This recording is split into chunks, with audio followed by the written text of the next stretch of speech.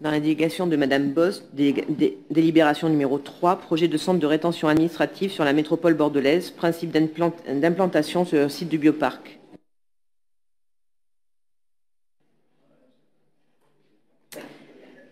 Bien, mes chers collègues, ce dossier arrive sur nos tables alors qu'il n'était pas attendu, alors qu'il n'était pas prévu. Ce dossier arrive sur nos tables parce que le projet initialement conçu par les services de l'État rencontre à présent des résistances fortes de la part des riverains et une nouvelle analyse de la part de la ville de Pessac. Ce dossier arrive donc là malgré nous.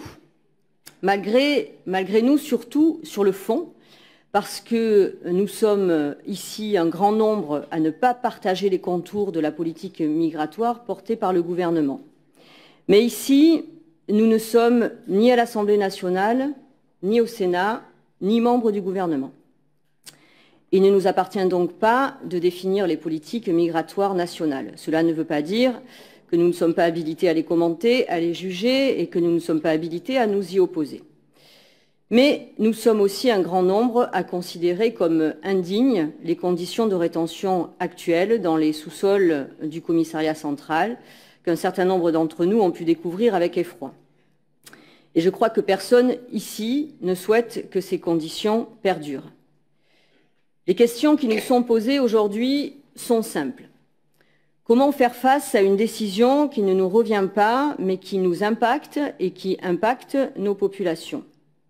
Sommes-nous en mesure de faire une contre-proposition à une décision de l'État qui entacherait lourdement la sérénité de quelques-uns de nos habitants? La réponse, c'est Alain Anziani qui nous la propose en tant que maire de Mérignac, avec un grand sens de l'intérêt général, avec le sens des responsabilités du président de la métropole qui démontre, s'il en était besoin, sa capacité à être solidaire de l'ensemble des habitants de la métropole. Il offre la possibilité d'implanter ce centre de rétention administrative sur un site qui est d'une part moins pénalisant pour l'environnement dans lequel il pourrait être implanté, entre la rocade et le cimetière intercommunal, et d'autre part qui permettra d'accueillir les personnes dans des conditions plus décentes. La question aujourd'hui n'est donc pas de savoir si nous sommes d'accord avec l'existence des centres de rétention. Je pense d'ailleurs que nous sommes un grand nombre dans cette enceinte à ne pas y être favorable, même si c'est la loi de la République. Ceci dit, c'est une décision de l'État et elle s'impose à nous. Il vous est donc proposé, mes chers collègues, d'engager notre collectivité dans la cession d'un foncier compris entre 1,6 et 2 hectares, situé sur la commune de Mérignac, étant entendu que si cette alternative ne retient pas notre validation, le dossier pessacais est prêt. L'État, vous le savez, est prêt à démarrer puisqu'il a le terrain, il a le projet et il a le budget. Merci.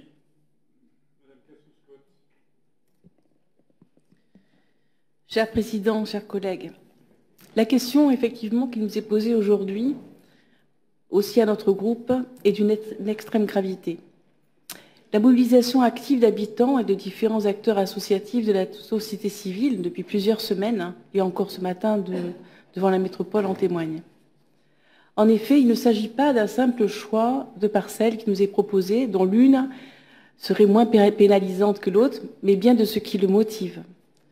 Ne nous méprenons pas. L'essentiel de cette délibération n'est pas de savoir où, à quel endroit ça dérange le moins, mais bien de s'interroger sur l'objet même de cette transaction. De fait, il s'agit de faciliter, voire de collaborer à la construction d'un nouveau centre de rétention administrative de 140 places, soit d'une taille inégalée en région de Nouvelle-Aquitaine. Alors pourquoi vouloir un CRA plus grand, plus isolé, offrant une telle capacité d'accueil dans des familles?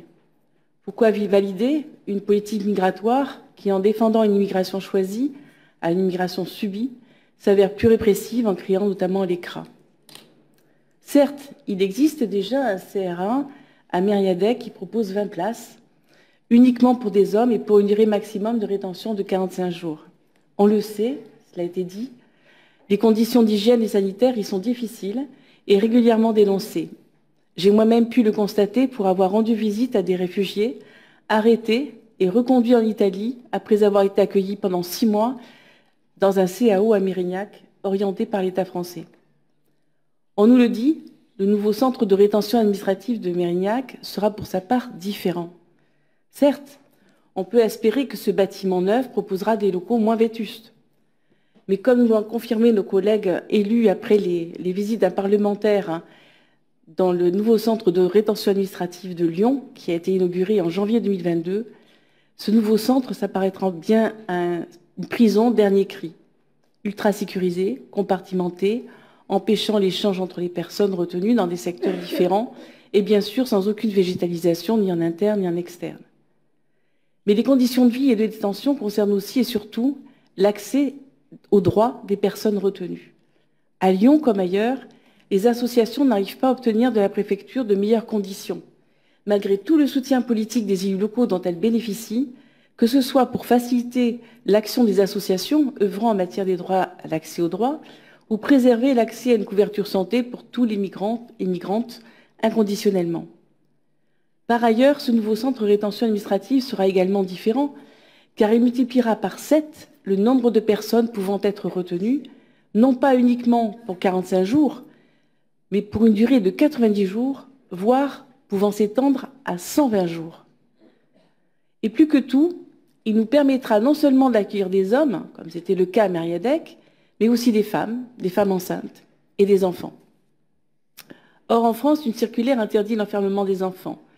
Malgré cette circulaire, des enfants migrants sont enfermés là où il y a des centres de rétention construits pour les accueillir. Pas plus tard qu'en mai dernier, 5 enfants, dont un bébé de 3 mois, ont été enfermés dans le centre de Ménil-Amelot. Ce qui a donné d'ailleurs lieu à la 9e condamnation de la France par la Cour européenne des droits de l'homme le 22 mai dernier.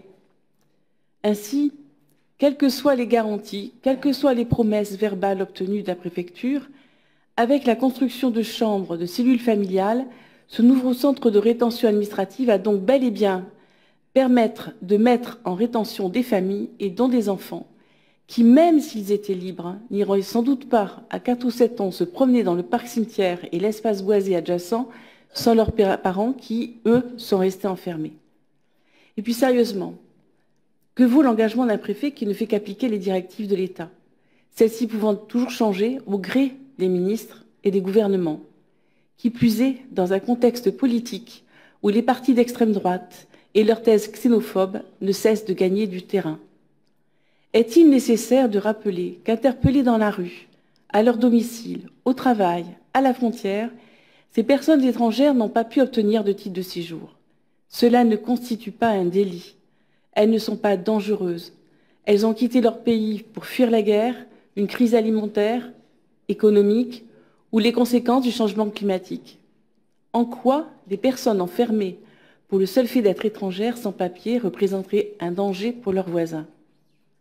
Au contraire, la politique migratoire alternative que nous souhaitons doit pouvoir normaliser les flux migratoires, mettre en place une politique migratoire accueillante, consciente de l'opportunité culturelle, sociale et économique que représente l'intégration réussie de nouveaux actifs dans une France vieillissante, attachée à des valeurs de solidarité, d'humanité et du respect aux droits. C'est d'ailleurs ce que portent déjà plus de 100 collectivités en France, dont le Conseil départemental de la Gironde, et des communes métropolitaines comme Bègles, Bordeaux, Mérignac, qui, en ayant adhéré à l'Envita, association nationale qui fédère les collectivités élues en opposition avec ses politiques répressives, sont favorables à un accueil inconditionnel des migrants. En conclusion, permettre cette implantation, malgré ce qui a été dit dans sa présentation, c'est faciliter la mise en place d'une politique migratoire qui ne porte en rien nos valeurs républicaines. C'est à l'État et à lui seul d'assumer pleinement sa politique migratoire et de répondre aux préoccupations éventuelles des habitants.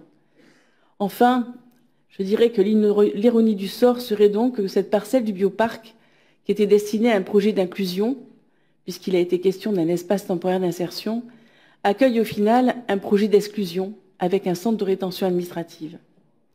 Dans tous les cas, souhaiter qu'un tel projet soit soumis à l'information et la communication des citoyens et des élus s'avère essentiel.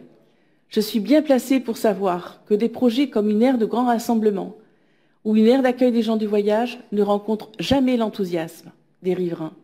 Pour autant, nous nous efforçons, vous vous efforcez à chaque fois de le faire pour informer, pour expliquer, pour témoigner de notre volonté de respecter nos obligations légales de collectivité qui préservent les droits humains.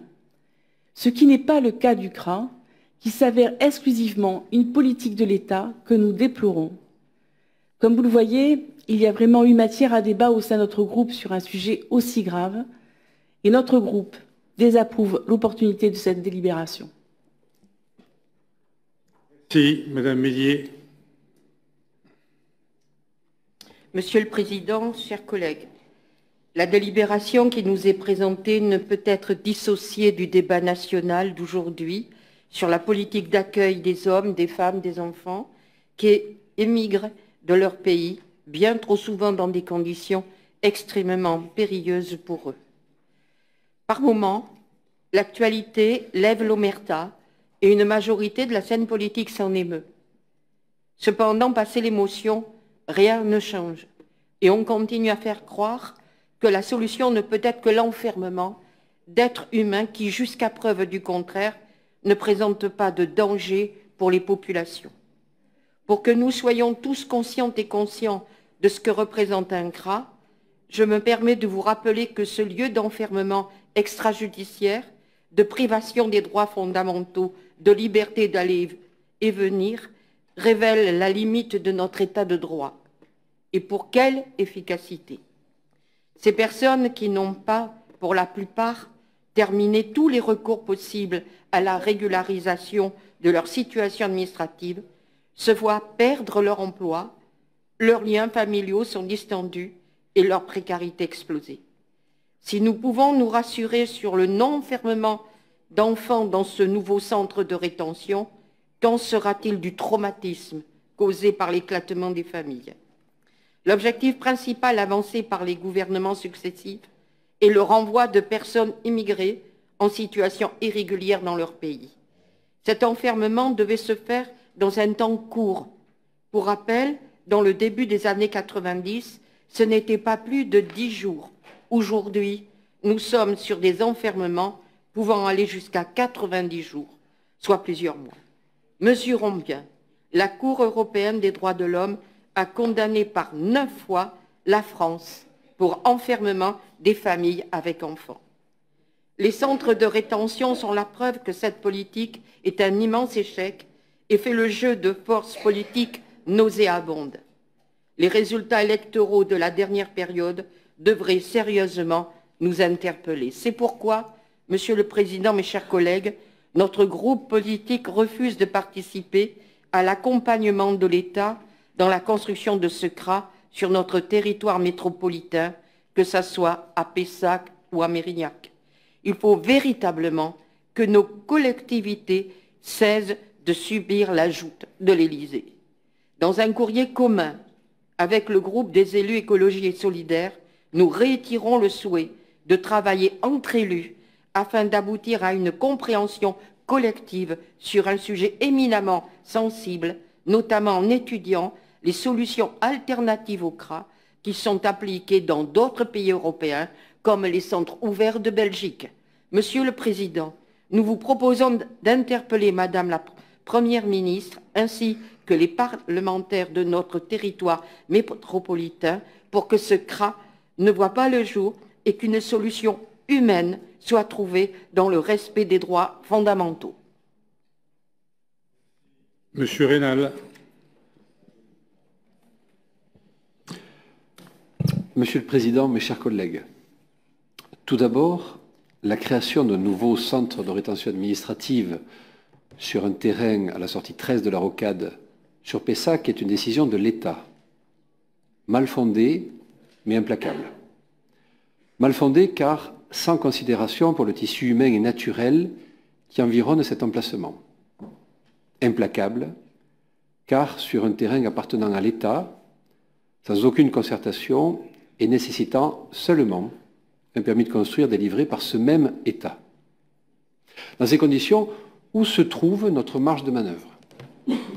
Notre seule marge de manœuvre est de proposer une implantation alternative. Cela a été chose faite à 2 reprises. Une première fois, en 2020-2021, avec l'accord des 2 présidents successifs, Patrick Baubet et vous-même, M. Anziani, déjà sur un terrain du bioparc, à Pessac, mais qui a été écarté pour des raisons environnementales. On y a trouvé des espèces protégées, rendant le terrain totalement inconstructible. Une seconde fois, c'est celle qui fonde ce projet de délibération. Cette seconde solution est évidente par son intérêt et de simple bon sens, pour au moins 3 raisons. D'abord, parce qu'elle n'a aucun riverain immédiat. Elle est située entre rocades, forêts et cimetières intercommunal. Ses premiers riverains, à travers bois, sont à plus d'1 kilomètre et sont pessaquais. Ensuite, parce qu'elle a un impact environnemental plus faible que l'implantation initiale envisagée par l'État. Ce terrain, s'il n'est pas occupé par un CRA, sera occupé par une ou plusieurs entreprises, puisque c'est sa vocation, que nous avons votée, ici même, enfin à côté, en Conseil métropolitain, en janvier, dans le cadre de l'aménagement du bioparc, au sein de l'opération d'intérêt métropolitain Bordeaux Innocampus Extra-Rocade. Et si le CRA se fait bien sur le bioparc, le terrain de la sortie 13 restera boisé, comme aujourd'hui, et ouvert au public comme il l'est depuis près de 50 ans. Enfin, parce que cette solution coche toutes les cases du cahier des charges pour la construction et l'accessibilité d'un CRA, cahier des charges imposé par l'État, mais essentiel pour qu'il puisse envisager cette alternative. Mais tout cela ne peut voir le jour que s'il y a un accord de toutes les volontés politiques locales, en particulier de la métropole et des mairies concernées.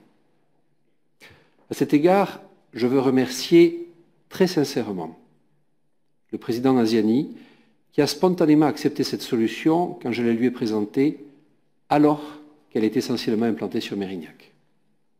Et Monsieur le Président, vous l'avez depuis lors toujours défendu avec une remarquable et courageuse constance, en vous appuyant sur l'intérêt des habitants préservés sur Pessac, sans être pour autant lésés à Mérignac. Enfin, je voudrais terminer en vous appelant tous, mes chers collègues, à ne pas vous tromper de combat.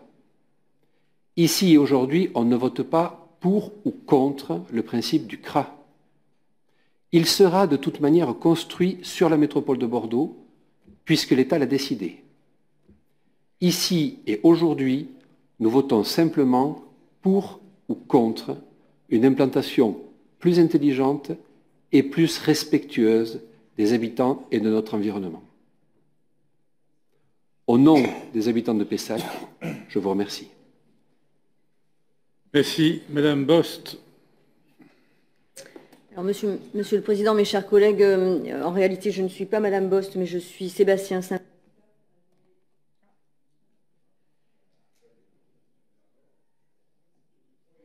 Voilà. Donc le micro n'a pas compris que j'étais Sébastien Saint-Pasteur, qui m'a demandé de vous communiquer sa déclaration dans la mesure où Sébastien est positif au Covid et qu'il nous a donc tous préservés avec son absence aujourd'hui. Donc il souhaite nous rappeler qu'il y a 150 jours, le projet de CRA n'était connu de quasiment personne et qu'il a fallu attendre le conseil municipal à Pessac le 8 février pour qu'il soit porté sur la place publique. Il y aurait beaucoup à dire sur ces 150 jours, sur la mobilisation incroyable des habitants, les revirements de certains et le sens des responsabilités de beaucoup d'acteurs de ce projet. Le collectif CRA Pala, qui a toujours été exemplaire dans son action, la préfète aussi, à qui on ne peut reprocher de faire son boulot, même si une telle localisation est en réalité assez incompréhensible au regard des autres projets existants à Paris, à Orléans ou à Lyon. Elle aurait pu refuser de rouvrir le dossier, considérant que les accords préalables avaient été obtenus, et cela depuis un petit moment. Ce n'est pas le chemin qu'elle a emprunté, il faut lui en reconnaître le mérite. Le président de la métropole, qui aurait pu détourner le regard, ne pas ouvrir la discussion et ne pas proposer de solution. Faire primer l'intérêt général n'était pas la décision la plus facile à prendre pour vous, Monsieur le Président. Vous n'avez pas hésité, c'est certainement avec ce type de décision que l'on peut redonner un peu de grandeur et de noblesse à la politique. C'est en tout cas ce que ressentent beaucoup d'habitants avec lesquels j'ai pu échanger. Au final, cette décision n'est pas facile à prendre pour certains. Les CRA sont contestables, aussi bien quant à leur finalité que sur leur efficacité. Il s'agit de lieux de privation de liberté. Ce ne sont pas des lieux comme les autres. Je crois que nous en avons tous ici pleinement conscience. C'est un débat qui est pleinement légitime, qui ne manque pas de prendre aux tripes certains d'entre nous. Mais aujourd'hui, je crois que nous pouvons convenir que la décision ne porte pas là-dessus, ne porte pas caution des CRA, ni de la politique migratoire du gouvernement, d'aucune façon. Il convient aujourd'hui de se prononcer sur un échange de parcelles afin que plusieurs centaines d'habitants ne soient pas les victimes collatérales de cette incroyable histoire. Je vous demande de bien garder cela à l'esprit. Allée Pénélope, rue du Capitaine Félix Jacquemet ou rue Cicéron, sur les quartiers Madran et Montballon 1 ou Monteil. Je vous invite à regarder où ces rues, ces quartiers se situent à Pessac pour que vous puissiez pleinement prendre la mesure des choses. Imaginez simplement une situation analogue au plus près de chez vous. Qu'attendriez-vous de vos représentants s'il existait une alternative sans impact sur les populations ? En adoptant cette délibération, il ne s'agit donc nullement de cautionner les CRA, de cautionner la politique migratoire du gouvernement. Par contre, si tel n'était pas le cas, pensons que nous mettrions à mal ce projet de construction dans l'absolu, où que ce soit, nous prendrions un risque immense. Sans l'adoption de la délibération, la préfète n'aurait pas d'autre choix que de porter le projet à la sortie 13, avec tous les impacts que j'évoquais et que chacun peut imaginer. Gardons à l'esprit que parmi les 4 nouveaux projets, Lyon, Orléans, Paris et Bordeaux, le projet girondin est celui qui semble accuser le plus de retard. Alors si le choix me semble clair, il n'est pas forcément simple pour nous tous.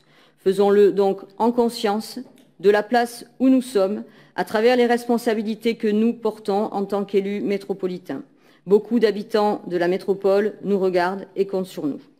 Sébastien vous remercie de votre attention. Merci. Madame Laure-Furval. Monsieur le Président, chers collègues, la décision de construire un centre de rétention administrative et le choix de sa localisation relèvent de la responsabilité de l'État.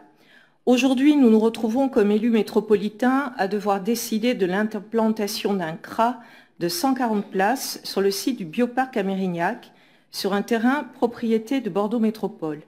Pourquoi devrions-nous prendre cette décision ?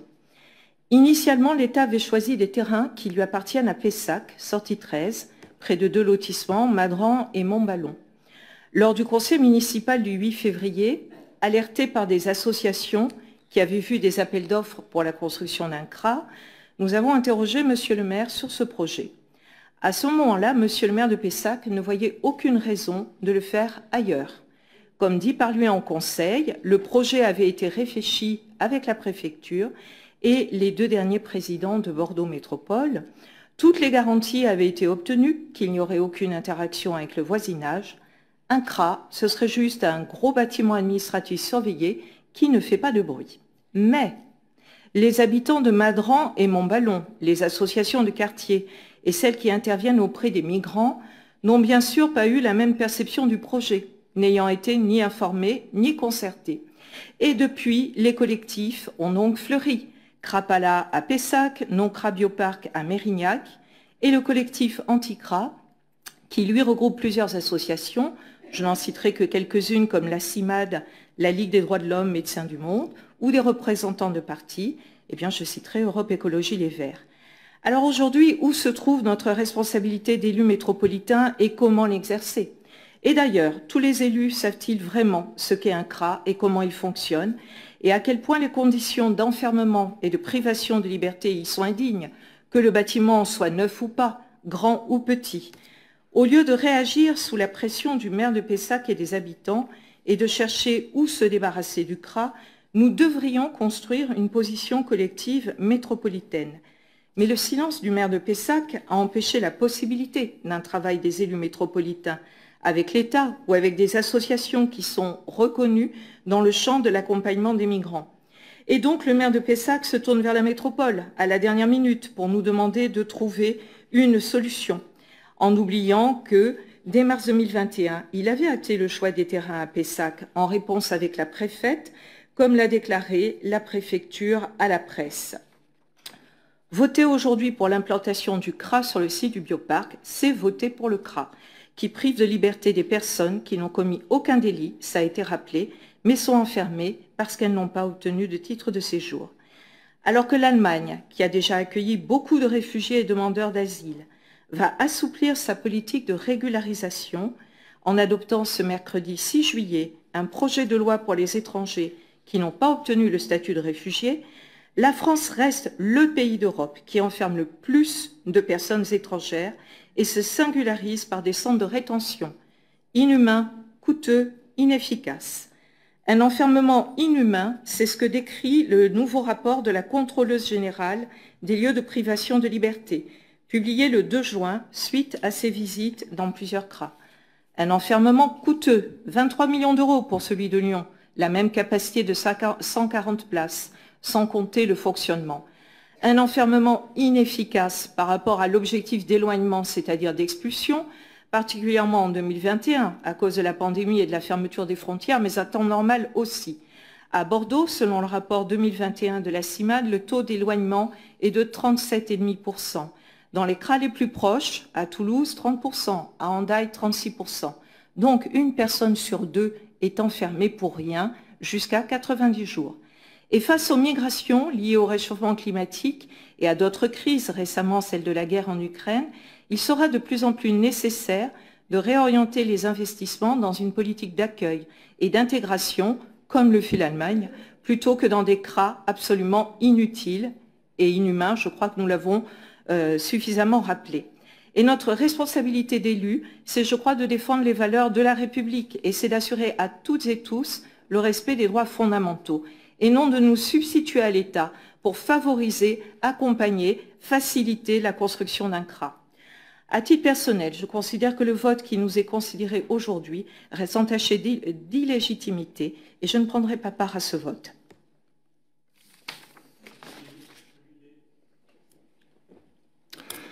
Monsieur le Président, mes chers collègues, j'interviens aujourd'hui parce que j'ai été saisi par les habitants de Beutre. Leurs demandes et leurs inquiétudes légitimes m'ont ému. Le 27 juin dernier, il aura fallu une question orale à l'ordre du jour du conseil municipal de Mérignac pour que les rumeurs de relocalisation d'un centre de rétention administrative à Mérignac-Beutre soient confirmées. Ainsi, en lieu et place d'un site destiné aux activités de recherche et d'application dans les filières des biotechnologies de la santé et de la nutrition, véritable, je cite, jalon stratégique de la route de l'innovation, le bioparc hébergera in fine un établissement où des personnes étrangères en situation irrégulière seront détenues de façon préventive. J'imagine que dans votre esprit, cette relocalisation est certainement, je cite les textes qui décrivent le bioparc, en cohérence avec des objectifs de mise en valeur de la coulée verte. Ce qui est sûr, c'est qu'à plusieurs reprises au cours des 12 derniers mois, vous avez renié vos engagements. En moins d'un an, c'est la troisième fois que vous prenez une décision sans concertation préalable et que vous l'imposez aux Mérignacais. 9 juillet 2021, ici même, annonce d'une aire de grand passage des gens du voyage à Beutre, puis repositionnement sur le site du circuit automoto. 2 mars 2022, information des habitants de Beutre de l'installation d'un établissement temporaire d'insertion des Roms. 27 juin 2022, vous déclarez en conseil municipal de Mérignac que la commune accueillera un CRA, bâtiment servant de prison. Vous le remarquerez, le quartier de Mérignac-Beutre est, si j'ose dire, gâté. Et ce n'est pas un phénomène récent. N'oublions pas que c'est sur son territoire qu'est implantée depuis plus de 20 ans l'aire d'accueil des gens du voyage de Mérignac-Pessac, aussi dénommée La Chaille. Quand on sait la force des symboles, que dire de cette accumulation de décisions impopulaires à Beutre ? Lors des dernières élections municipales, vous avez invité les Mérignacais à, je cite vos documents officiels, voter sereinement pour votre liste, promettant de préserver le Mérignac que nous aimons, de veiller à la tranquillité et à la sécurité des habitants et de développer davantage le dialogue avec les habitants et enfin de renforcer la transparence. Baliverne. L'arrivée du CRA à Mérignac-Beutre résulte d'une négociation discrète entre l'État et vous-même, laquelle a abouti à une décision de relocalisation prise en catimini, puis à un refus revendiqué de répondre aux questions de la presse et aux interpellations pendant la campagne des législatives. Ainsi caché, le nouvel emplacement du CRA n'a été dévoilé qu'au lendemain du deuxième tour. Un modèle de cynisme électoral. Un cynisme qui vous a poussé encore une fois il y a quelques jours à nier la présence d'habitations à proximité du site d'implantation choisi, alors que vous ne pouvez ignorer qu'un groupe de maisons autour de la rue Eugène Sue est situé à environ 250 mètres à vol d'oiseau de l'entrée de l'allée Charles Darwin. Un cynisme qui, lors de la réunion publique organisée samedi dernier, vous a amené à balayer les arguments exposés par des Mérignacais dont les proches vivent douloureusement les conséquences de la présence de CRA à leur porte. L'un à Sangatte, l'autre à Vincennes. Pour ce dernier, une personne présente vous a même expliqué les désordres constatés autour de ce centre de rétention. Les proches des détenus y installent leurs camionnettes et caravanes et vivent sur place dans l'attente de la sortie espérée de leurs parents emprisonnés, avec lesquels ils sont réduits à tenter une communication orale par-dessus les grilles. Plusieurs questions se posent. Où est la transparence? Où est la concertation? Où est le respect des citoyens mérignacais? Pourquoi les représentants de la NUP de Mérignac, mais aujourd'hui j'aperçois des changements de position, lesquels se disent favorables aux sans-papiers, veulent-ils désormais emprisonner les gens dans un CRA? Alors que la métropole de Bordeaux compte 28 communes, pourquoi Mérignac récupère-t-elle sur son territoire tous ces équipements réputés sensibles? N'y a-t-il pas déjà assez de soucis liés aux conséquences de son urbanisation excessive? Enfin, la relocalisation du CRA est-elle le résultat d'un renvoi d'ascenseur?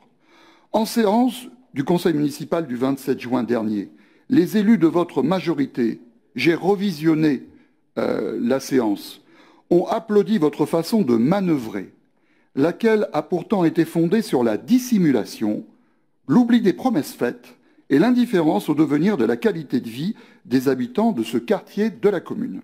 Plutôt surprenant. Avec d'autres élus, et surtout avec les habitants de Beutre et leurs familles, je dénonce avec vigueur la relocalisation de ce CRA à Mérignac. D'abord parce que la qualité de vie et la tranquillité des Mérignacais doivent être défendues. Ensuite, parce que votre façon d'agir exaspère les habitants. Ce n'est pas sans conséquence. Dans un quartier comme Beutre, on constate que la lassitude va croissant et que le vote protestataire progresse, ce qui a pour effet de favoriser le vote donc aux extrêmes et les triangulaires. Chacun se souviendra que c'est ainsi que vous avez pu accéder au fauteuil de maire de Mérignac. Bien entendu, vos décisions ne sont pas de nature à mécontenter tout le monde. À l'extérieur de Mérignac, émanant de plusieurs communes parmi lesquelles plusieurs participent à votre majorité métropolitaine, certains, pourtant chantres de la démocratie participative, vont jusqu'à louer votre sens de l'intérêt général, sens des responsabilités publiques et saluent votre hauteur de vue, comme je les comprends. Il serait bien peu reconnaissant de leur part d'oublier que Mérignac les soulage des dossiers brûlants dont leurs administrés ne veulent pas. Monsieur le Président, il en est encore temps. Reconsidérons la décision que vous vous apprêtez à faire voter et cherchons une autre implantation pour ce CRA. Les Mérignacais vous en saurez gré. Je vous remercie. Merci. Monsieur Casabonne. Monsieur le Président, je vais être très bref, d'abord parce que je suis très soucieux de respecter le temps qui nous est alloué. Dommage que beaucoup d'entre vous ne siègent pas à l'Assemblée nationale ou au Sénat, où le respect du temps de parole est quelque chose d'impératif et là-bas, la lampe ne clignote pas, mais si vous dépassez de 1 minute et demie, la parole est coupée. Il y a un respect par rapport à tout le monde, c'est de tenir au moins ce temps de parole qui est aussi un respect des autres. Alors, je ne vais pas être long parce que beaucoup de ce que je voulais dire a été dit par Franck Reynal. D'abord, première chose, c'est que nous ne sommes pas dans un débat national. J'ai entendu des discussions de tout ce qui devrait se discuter à l'Assemblée nationale ou au Sénat, et je ne vois pas ce que ça vient faire ici. On peut tous partager des soucis d'humanité, de respect des citoyens, des conditions dans lesquelles ils sont. Mais la décision qui est prise, elle est prise par l'État, et ça a été dit plusieurs fois. C'est comme les passages pour les gens de voyage, c'est décidé aussi par l'État. Et après, la collectivité peut orienter le lieu géographique. Mais ne revenons pas sur la discussion ici, encore une fois, ici, sur ce qui est décision de l'État. Le président tout à l'heure nous a rappelé ce dossier des Girondins, qui avait la légalité, les décisions de l'État et la loi. Ça peut nous contraindre, mais on est appelé à la respecter. Donc dans ce dossier, c'est pareil, ne rediscutons pas sur la loi. Ça ne veut pas dire qu'on est d'accord ou pas d'accord sur la loi, mais elle est la loi. Donc appliquons-la, et après, le lieu, c'est ce qui nous est proposé, c'est le lieu d'implantation. Et là, je rejoins le président, et je rejoins ce qu'a dit Franck Reynal, c'est à nous de choisir le lieu qui nous apparaît le moins, entre guillemets, nuisible par rapport à l'activité de ce site. Voilà.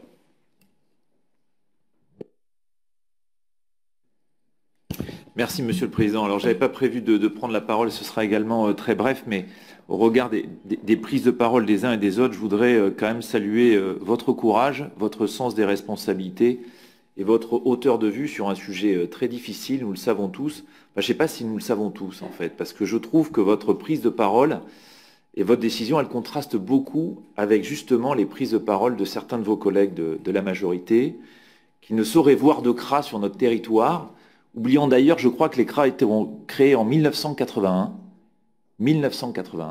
jamais remis en question par aucun gouvernement, et aujourd'hui on ne voudrait plus de CRA. Et je trouve que, sincèrement, se confronter au réel, c'est aussi une exigence qui nous est faite par nos concitoyens, et les conditions aujourd'hui de rétention dans le CRA actuel ne sont pas admissibles. Ne sont pas admissibles. Et c'est notre responsabilité d'améliorer ces conditions sans tomber dans ces déclarations complètement populistes, en disant maintenant plus de CRA, plus de politique migratoire. Personne n'y croit, alors on se refait la cerise facilement dans cet hémicycle. Et encore une fois, Monsieur le Président, bravo pour votre courage, qui vous honore. Merci. Monsieur Morisset. Oui, merci Monsieur le Président. Moi j'en appelle à l'unité. Quelque part, s'il y a une logique de responsabilité, c'est aussi dans cette instance, et il ne faut pas être contradictoire, Monsieur Casabonne, de temps en temps, c'est d'appeler à l'unité. Puisque vous faites des demandes pour le club des Girondins, je pense qu'effectivement, il faut aussi être cohérent vis-à-vis de l'être humain au sens large, et ça fait partie des droits de l'homme. Donc si on est tous ici des représentants, entre guillemets, des droits de l'homme, parce qu'on a été élus, et toute la base de notre société s'est inspirée des droits de l'homme, l'article 5, il est quand même assez clair. C'est que la loi n'a pas le droit de défendre que les actions nuisibles à la société. Tout ce qui n'est pas défendu par la loi ne peut être empêché et nul ne peut être contraint à faire ce qu'elle n'ordonne pas. Ben justement, si vous reprenez tous les fondamentaux des droits de l'homme, on a des devoirs. On n'en a qu'un. C'est celui de refuser une loi liberticide, contraire à l'intérêt général. Et aujourd'hui, quand on voit effectivement tout le reste, ce sont des droits. Et les droits à la liberté fait partie des pièces maîtresses de ces droits de l'homme. Donc aujourd'hui, moi qui fais partie du collectif et actif de Liberté 33, où on essaye d'émanciper la société justement à l'information, réellement. D'un côté, on a des gens qui sont suffisamment manipulés pour croire que les gens sont dangereux. Tout le monde est dangereux, en fait. Et on crée la peur. Et on crée la peur, c'est-à-dire qu'on crée la peur aussi du migrant. Et encore une fois, on est dans cette logique qui amène les gens à exclure, et je plus sois les propos de Mme Laure-Curval et de Mme Cassou-Scott, parce que, effectivement, on est dans une problématique aujourd'hui de l'imaginaire, à croire qu'il y a des gens qui sont condamnables, et en plus de ça, comment se fait le tri? Et encore une fois, même si c'est une délibération sur un emplacement, il y a quand même la problématique que même en 81, et là ça répond à M. Cazenave, nous sommes dans cette problématique du changement. C'est quoi le changement? C'est que le monde n'a évolué qu'avec des gens qui ont désobéi. Eh oui, rappelez-vous de ce qui s'est passé dans le temps. Les résistants, ce sont des gens qui ont désobéi. Ils étaient quelques centaines en 39-40 pour commencer à dire, sur la doxa fascisante, il fallait s'insurger.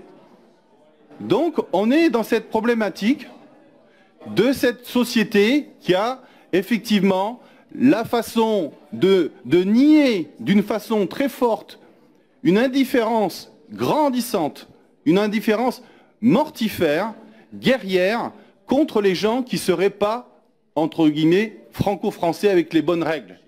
Et des gens qui ne sont pas dociles. Et moi, au contraire, il faut comprendre que la France, aujourd'hui, exporte, 5e exportateur d'armes. Et il y a des conséquences. Il faut les mesurer.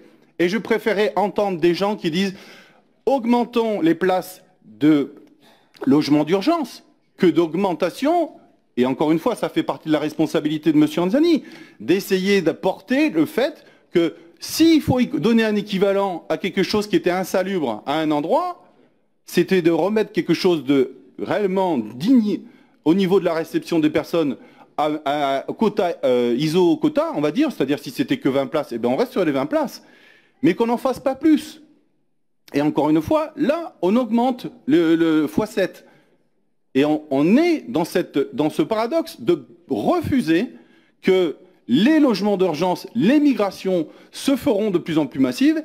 Et j'apporte encore une nuance, excusez-moi encore d'insister là-dessus, mais quand vous avez un dessin, je vous appelle à vous représenter une commune qui accueille des migrants. Et puis que d'un seul coup, il y a un maire qui reçoit un package d'un Ukrainien et d'un Érythréen ou d'un Africain. Et que derrière lui, il y a des gens qui commencent à dire « Oups, là, ce package, ça ne va pas être possible ». Comme par hasard, on va trier les gens. Et on va trier les gens parce que ça nous correspond. Et encore une fois, on n'est pas dans les droits de l'homme. On est dans une exclusion. On est dans une forme de racisme déguisé. Et toute cette hypocrisie doit cesser. Et en particulier, s'il y a du changement, c'est d'arrêter justement de croire que les CRA sont utiles. On ferme des prisons dans les Pays-Bas, pourquoi on ne ferait pas la même chose ici? Et mon temps de parole a dépassé que de 6 secondes et vous n'avez rien dit à plein d'autres gens. Merci madame.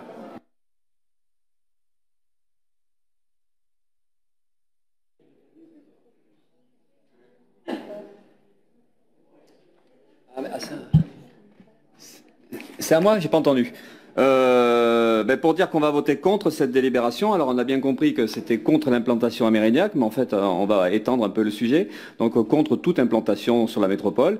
Et puis en fait c'est l'occasion, ça a été fait auparavant par plusieurs déclarations qui ont pris leur distance ou qui ont dénoncé les centres de rétention administrative. Donc nous c'est ce qu'on partage complètement. Donc on est contre le principe des centres de rétention administrative et nous je ne vais pas répéter tous les arguments. La dénonciation de la politique répressive contre l'immigration, mais c'est l'occasion de poser le problème aussi de à quoi sert la gauche en fait. Alors comme l'a rappelé le nouveau député Cazenave, c'est vrai que en fait les centres de rétention administrative c'est la gauche et c'est Mitterrand. Alors je vais préciser, c'est le 29 octobre 1981 que la pénalisation de l'immigration irrégulière a été mise en place. C'est la loi Castillo et c'est grâce à Mitterrand. Et c'est vrai que la gauche par la suite n'a fait que renforcer ça. Alors la droite évidemment est allé à fond en renforçant les aspects répressifs. Donc on est vraiment véritablement depuis une trentaine ou une quarantaine d'années dans des logiques répressives contre l'immigration et qui limitent de plus en plus. Et alors le problème de la gauche, et c'est là où on voit bien que c'est compliqué, c'est que ça fait longtemps qu'elle est sur ce terrain-là de la répression de l'immigration. Et donc c'est difficile aujourd'hui de combattre les politiques réactionnaires de Macron et puis de tous les autres, de toute la bande actuelle notamment. Et le problème, comment on fait? Là, il y a eu des prises de position, effectivement, à la fois du groupe communiste, des Verts, quelques élus Parti socialiste qui se positionnent contre. Et on sait aussi qu'il y a une mobilisation de collectifs, d'associations qui étaient devant tout à l'heure, qui essaient à la fois de dénoncer l'implantation, mais de poser le problème justement de comment on peut aussi empêcher cette politique répressive. Et nous, on pense que ça pose la question aussi de comment on peut connecter avec la défense des droits des réfugiés, l'accueil et ça pose le problème de la défense, de la mobilisation autour des squats, de dénoncer les politiques d'expulsion, et ça c'est lié, hein, d'expulsion qui sont menées par la préfecture et par l'État, et même des fois malheureusement on voit bien que la métropole ou la ville de Bordeaux va aussi dans ce sens-là. Donc c'est comment on arrive à finalement à créer un rapport de force qui permet pas juste de se plaindre ou pas juste de constater les dégâts. Et c'est vrai que là c'est ce que disait M. Morisset, c'est l'idée de la loi. À partir du moment où elle est là, on l'applique. C'est un peu simpliste comme raisonnement parce que c'est beaucoup plus compliqué que ça en réalité dans la société. Et c'est vrai qu'une loi qu'on ne partage pas, une loi qu'on considère comme profondément inhumaine, et c'est le cas des centres de rétention administrative, parce que comme ça a été rappelé par une intervenante tout à l'heure, le Comité européen des droits de l'homme condamne la France pour cette politique-là. Donc on a des points d'appui en fait. Il y a des points d'appui légaux, il y a des points d'appui réglementaires qui nous permettraient de mener un combat politique contre cette loi. Et c'est vrai qu'il y a l'idée de la désobéissance. Pourquoi on se ferait du mal en disant on n'est pas d'accord mais on va voter quand même parce que c'est comme ça, c'est la loi. On peut très bien se positionner aussi contre tout ça, faire une mobilisation politique, et comme c'était le cas sur la question des Girondins de Bordeaux, hein, en fait, pourquoi on mettrait pas la pression sur l'État, pourquoi on dénoncerait pas publiquement, pourquoi on se mobiliserait pas et on aiderait les collectifs et les associations qui aujourd'hui sont mobilisés, pourquoi on n'exprimerait pas ouvertement une solidarité envers les réfugiés, les migrants, pourquoi on ne se battrait pas pour la défense des squats, pour la défense du logement et de l'accueil pour toutes et tous. Et c'est pour ça qu'en fait la seule réponse en réalité face à la politique répressive qui est menée aujourd'hui, qui est inhumaine et puis qui respecte pas la dignité des gens, la seule réponse finalement c'est la revendication de l'accueil de toutes et tous. C'est la revendication de la liberté de circulation et de la liberté d'installation. Et là il y a un combat entre les politiques réactionnaires et puis les politiques progressistes. Et c'est là où je finis là-dessus, c'est qu'il nous manque un peu, c'est cette gauche qui est complètement effritée, complètement rongée ou rognée par le libéralisme et tous ces aspects répressifs. Et on aurait besoin de reconstruire une véritable opposition politique en lien avec le secteur associatif et les secteurs militants qui permettent de mener un combat politique pour le droit, pour les droits humains, pour l'urgence humanitaire et pour des fondements politiques de la société. Et de ce point de vue-là, les valeurs de la République, elles ont beaucoup d'ambiguïté. Et nous, on préfère discuter de valeurs humaines, de valeurs de solidarité envers les peuples, plutôt que de discuter d'une République qui aujourd'hui est par beaucoup de côtés très réactionnaire, très répressive et très condamnable sur ces positionnements-là. Donc voilà, contre cette délibération pour tous ces points de vue. Oui, Monsieur le Président, chers collègues, nous sommes tous ici des militants. On ne serait pas élus ici en métropole si on n'avait pas des convictions chevillées au corps, si on ne les avait pas défendues à un moment ou à un autre. Ces convictions, je les comprends, je les respecte. À titre personnel, j'ai une conviction contre le CRA. Pour autant, ici, nous ne sommes pas que des militants. Nous sommes maintenant des décideurs. Nous devons, à un moment donné, se dire qu'il faut faire. Et c'est peut-être ça la différence entre quand nous étions tous un petit peu plus jeunes et tous uniquement militants, et le fait que maintenant nous soyons en responsabilité, c'est qu'à un moment ou à un autre, il faut ici décider. Moi aussi, je voudrais saluer le courage républicain d'Alain Anziani, parce que être en responsabilité, c'est pas forcément prendre du plaisir tous les jours, notamment dans le nombre de décisions que nous avons à prendre. Alors, quand on regarde la prise de décision, on regarde un certain nombre de choses. Moi, j'ai entendu des propos que je voudrais reprendre parce qu'ils m'ont quand même un petit peu étonnée. Il ne s'agit pas ici de collaborer, le terme est fort, hein, je suis historienne quand même. Il ne s'agit pas ici de collaborer ou de valider une loi. Il s'agit d'une question d'application. On dit que voter le CRA sur ce terrain, c'est avant tout voter pour le CRA. Moi, je voudrais quand même rappeler une chose, c'est que ne pas voter pour le CRA sur ce terrain, c'est voter pour le CRA à la sortie 13. Parce que mine de rien, quand on prend une décision, on regarde la question de la légalité, mais on regarde aussi la question de l'alternative. Est-ce que j'ai une autre alternative concrète? Alors de conviction, c'est une évidence, mais est-ce que j'ai une alternative concrète? Or, d'alternatives concrètes dans les différentes interventions, qui étaient toutes sincères et toutes de conviction, ça c'est vraiment pas le problème, mais je n'ai pas entendu d'alternatives concrètes. Alors j'ai entendu effectivement des questions sur le manque de concertation, qui parfois m'ont fait un petit peu sourire. Donc, monsieur le maire de Pessac n'a pas assez concerté, ai-je entendu par une collègue. Monsieur le maire de Mérignac n'a pas assez concerté, j'ai entendu par un autre collègue. Je voudrais quand même dire un petit mot sur ce que je pense là-dessus, d'une bataille politicienne qui a été menée pour être très clair, sur ce terrain-là, et que j'ai trouvé particulièrement de mauvais goût. Rappelons quand même que les élections municipales ont eu lieu il y a maintenant plus de 2 ans, donc c'est quand même quelque chose de largement réchauffé, et que si le but du jeu est de juste chercher un autre terrain pour faire plaisir aux Mérignacais, on a un problème avec l'intérêt général. Alors là, ici, notre question, c'est effectivement la question de l'intérêt général.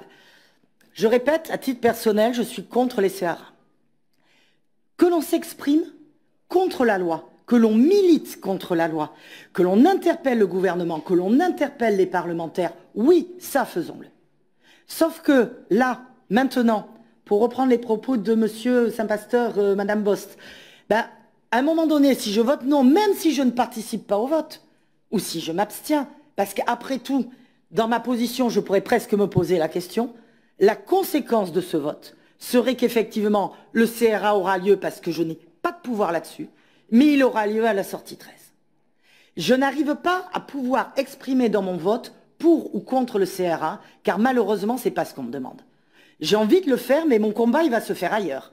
Il ne se fera pas ici. Donc moi, bien évidemment, je vais voter, et nous serons nombreux à voter cette délibération, Alain, cher Alain, parce que, je vais terminer là-dessus, je veux à nouveau saluer ce courage républicain, et je me suis mis 2 secondes à votre place, mais alors vraiment à ma toute petite place, hein, vraiment.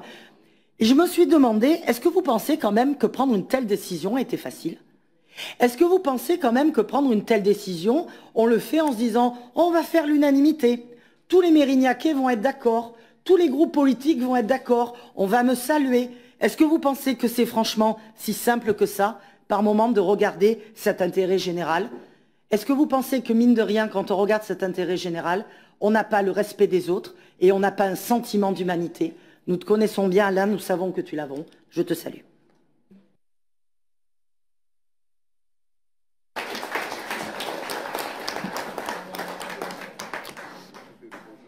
Merci Monsieur le Président. Rapidement, juste un mot d'abord pour, à mon tour, saluer le sens de l'intérêt général dont vous faites preuve sur ce dossier.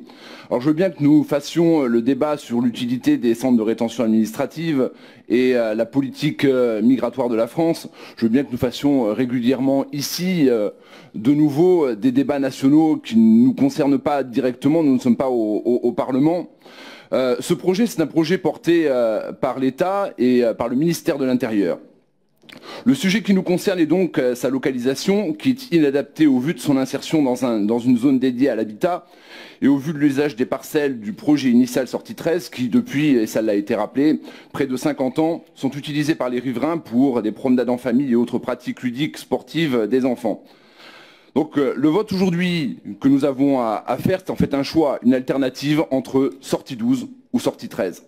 La question est donc de savoir, a-t-on une proposition alternative raisonnable qui va dans le sens de l'intérêt général? La réponse est aujourd'hui oui. Tous les préalables réglementaires et environnementaux ont été levés sur les parcelles du bioparc, aux abords desquels il n'y a, contrairement à ce qu'il se passe sur la sortie 13, aucun riverain à proximité. Je veux saluer la mobilisation des riverains. Et je veux m'inscrire en faux sur le récit et les affirmations injustes et inexactes de Mme Curval et remercier quand même Franck Reynal pour l'énergie qu'il déploie depuis le départ pour trouver une solution alternative. Je voterai donc cette délibération qui est un préalable à la mise en œuvre d'une solution alternative qui est raisonnable et responsable. Merci. Alors, il y a des paroles, mais je pense qu'il faut que j'intervienne. J'ai souhaité. Alors j'interviendrai d'abord en posant une question à moi-même. Je me demande si je ne suis pas devenu fou, quoi.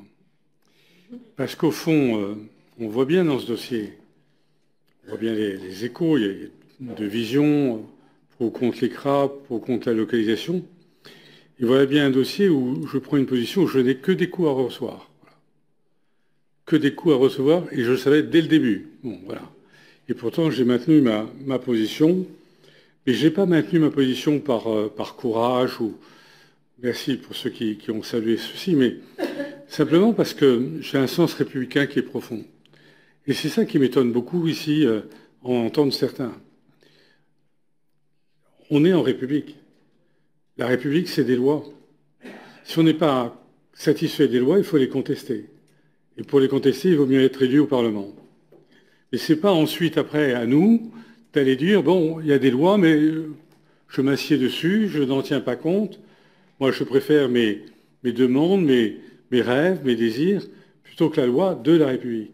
Quand on est républicain, on applique les lois. Voilà. On applique les lois, ou bien, au Parlement, évidemment, on les conteste. C'est pour moi un axe majeur de ma vie. Certains savent que j'ai été à la commission des lois, et donc je cultive cet amour de la loi, avocat en plus, depuis toujours. Bon. Et je crois qu'il n'y a pas d'autre solution pour notre pays que de respecter les lois. Sinon, c'est l'anarchie, ou c'est en tout cas l'incertitude. Alors, de quoi il s'agit dans ce dossier? Une question très simple. Il ne s'agit pas, beaucoup l'ont dit, il ne s'agit pas d'être pour ou contre un centre de rétention administrative. Il se fera, le centre de rétention administrative. Voilà. Tous ceux qui disent le contraire sont des naïfs. Il se fera. J'observe que, d'ailleurs, à Lyon, quand même une ville où il y avait certainement beaucoup d'opposants au CRA, eh il s'est fait. Voilà. En janvier, le centre de rétention administrative de Lyon a été inauguré avec les mêmes normes que le centre de rétention administrative qui a eu lieu ici dans l'agglomération. Il se fait malgré les pétitions, il s'est fait malgré les contestations, il s'est fait malgré la prise de position du maire de Lyon, malgré la prise de position du président de la métropole de Lyon. Il s'est fait. Donc arrêtons de nous raconter des histoires. Il se fera ici. Et d'ailleurs, d'une certaine façon, quand on voit, quelqu'un l'a dit tout à l'heure, je crois que c'était Christine, la misère du centre de rétention aussi, aujourd'hui, qui est dans les sous-sols du commissariat central, on se dit qu'il vaut mieux ça, un nouveau CRA, que ce qui est en train de vivre. Il se fera. Après, quand même, soyons précis. Si vous regardez le rapport de la CIMAD, il ne dit pas autre chose. Le rapport de la CIMAD dit à un moment donné, il faut que les parlementaires s'en occupent. Voilà. Parce qu'il a compris où était le pouvoir de décision sur cette question-là. Moi, à titre personnel, je ne l'ai pas dit, mais je le rappelle, je ne suis pas un farouche défenseur des CRA que j'ai visité. Je ne sais pas combien de personnes ici ont visité, mais moi, j'ai eu l'occasion de visiter un centre de rétention administrative. Et je suis plutôt pour une politique d'immigration qui soit différente. Mais qui maintienne, par contre, moi, je suis pour qu'il y ait une politique d'immigration, parce que si on efface les frontières, on verra un peu les conséquences. Donc, je suis pour. Bon. Et ceci précisé, je voudrais aussi indiquer que, contrairement à ce qu'on lit parfois, même des photos que l'on voit, il n'y a pas d'enfants dans les centres de rétention administrative. Souvent, je dis de l'agglomération bordelaise, en fait, du Grand Sud-Ouest. Il y a une carte annexée au rapport de la CIMAD qui le montre très nettement. Dans le Grand Sud-Ouest, vous n'avez pas d'enfants. Voilà. Et il n'y aura pas d'enfants. J'ai évidemment discuté avec Madame la Préfète sur ce sujet, qui tombait des nues d'ailleurs, en disant « mais on n'en a jamais eu, pourquoi voulez-vous qu'il y en ait demain ?» Voilà. Et c'est conforme à certaines dispositions ministérielles qui, effectivement, disent « en cas d'enfant, il faut qu'on assigne à résidence la personne plutôt qu'on la mette dans un CRA. » Il est vrai, pour dire toute la vérité, qu'il y a quelques exceptions. Voilà. C'est vrai, c'est vrai. En tout cas, la France aussi doit respecter les différents arrêts de la Convention européenne des droits de l'homme notamment, mais depuis quelques années, je remarque qu'il y a là un programme et qui n'est pas suffisant. Alors l'autre grande discussion, c'est le lieu. Et pourquoi, me dit-on, as-tu cherché les emmerdements? C'était très bien à Pessac, il fallait les laisser à Pessac, pourquoi tu nous amènes ici? Bon. Pour une raison simple, c'est que je suis objectif, voilà. Et je ne dis pas, moi, que je ne défends pas les Mérignacais, que je ne défends pas mon territoire. Franchement, là-dessus, j'ai aucun souci. Il suffit de regarder les dernières élections municipales. Hein. La liste que je conduisais a fait 64% en 92, 64%, donc pratiquement 65%. La liste de mon opposant principal a fait 25%. Bon, voilà, tout est dit. Hein. Pour un maire impopulaire, il y a quand même pire. Bon. Donc, et je pense que ça se continue encore aujourd'hui. Donc, voilà, mais il faut essayer de gratter des voix n'importe où, avec n'importe quelle condition. Alors pourquoi j'ai choisi? Pourquoi j'ai proposé? J'assume totalement. Hein. Pourquoi? Parce que je connais le site de Pessac. Franchement, pourquoi le site de Pessac a été préféré? Parce que c'était un terrain qui appartenait à l'État. Donc l'État, évidemment, a installé sur le terrain qui lui appartenait. Bon. C'était évidemment plus facile pour lui. Et comme a dit Christine, l'État avait le terrain, le budget, et même l'État en est aujourd'hui, c'est encore le cas, hein, a lancé un concours de maîtrise d'œuvre pour choisir l'architecte. C'est toujours en cours. Bon. Mais quand vous allez sur le site, vous voyez quoi? Vous voyez un centre de rétention administrative qui est bordé par quoi? Immédiatement, c'est pas à 200 mètres, c'est pas à 300 mètres, c'est pas à 500 mètres. Immédiatement, qui est bordé par des maisons d'habitation et qui ne sont pas fréquentées par les plus riches de Pessac. Voilà. J'étais ensuite voir les allées Darwin, que je connaissais bien. Pourquoi je connaissais les allées Darwin depuis longtemps? Je crois que beaucoup n'ont pas été voir les allées Darwin. Hein. Beaucoup n'ont pas été voir. Et je crois même que certains les ont découverts samedi dernier. Eh bien, je le connaissais parce que c'était un lieu de squat, et donc j'ai dû demander à plusieurs reprises l'évacuation. C'était un lieu de décharge publique, voilà. C'était même un lieu où il y avait quelques chasseurs qui tentaient leur chance dans des conditions tout à fait illégales. C'est pas un lieu où on avait pique-niqué. Enfin, on me repeint là, les allées Darwin comme jamais ce n'a été. C'était un lieu plutôt malfamé, quoi. Bon, hein. En tout cas, où il y avait une certaine dangerosité. Voilà. Moi, je veux bien qu'on me dise le contraire, mais qu'on m'apporte des preuves. Aujourd'hui, c'est quoi? D'un côté, c'est la rocade. De l'autre côté, c'est le cimetière intercommunal. Il y a peut-être quelques habitations, je n'en doute pas, mais on ne les voit pas beaucoup. Hein. Il y a quand même une barrière végétale qui est très forte. Donc, si vous êtes un peu objectif, si vous dépassez un peu les limites communales, comme on doit le faire ici, bah, vous vous dites que pourquoi vous allez installer ce SCRA à cet endroit-là, alors qu'il y a un autre endroit qui serait beaucoup plus facile et qui même apporterait une sécurisation de cet endroit-là, puisque un CRA, c'est aussi un immense commissariat. Mais on m'a dit quoi, samedi dernier? Des choses assez invraisemblables. Pas toutes, hein. Mais certains m'ont dit. Certains sont venus avec des panneaux en disant que c'était un camp de déportation. C'est une insulte faite aux déportés. C'est une insulte faite aux déportés. Et d'autres sont venus en me disant, mais ça va être Sandgate. Bon, franchement, on n'a pas l'Angleterre en face. Pourquoi il y a Sandgate? Parce qu'il y a des immigrés qui vont à Sandgate et qui prennent dans l'espoir de traverser la Manche. Mais là, c'est pas du tout le cas. Enfin, ça n'a rien à voir. Et à Sandgate, les gens sont dehors. Là, ils seront retenus, pour employer l'expression. Donc, ils ne vont pas aller voir ensuite après dans les quartiers de Mérignac, à Beutre ou ailleurs. Enfin, c'est une incompréhension terrible que de dire tout ça. Donc, je ne comprends toujours pas, mais peut-être qu'un jour je comprendrai pourquoi il y a ce mécontentement, pourquoi, en disant, mais nous, les habitants, on va être menacés. Mais menacés de quoi? Les gens sont enfermés. Menacés de quoi? Et vous aurez des policiers sur place, comme jamais vous en avez eu. Bon. Donc, voilà, mon choix a été fait par ça. C'est pas mon intérêt. Je pense que, pour répondre aussi à une autre question, que j'aurais dû consulter les 28 communes. Mais alors, je voudrais confier une mission à M. Millet. M. Millet, puisque vous êtes si fort, je vous confie la mission d'explorer dans votre groupe, avec les maires, ceux qui sont d'accord pour accueillir une aire de grand passage, une aire de passage, une aire d'accueil, ou bien un emplacement temporaire d'insertion pour les Roms. Voilà. Non, mais c'est vous qui avez l'idée. Elle est excellente, cette idée. Mais commencez par les vôtres. Voilà. Merci.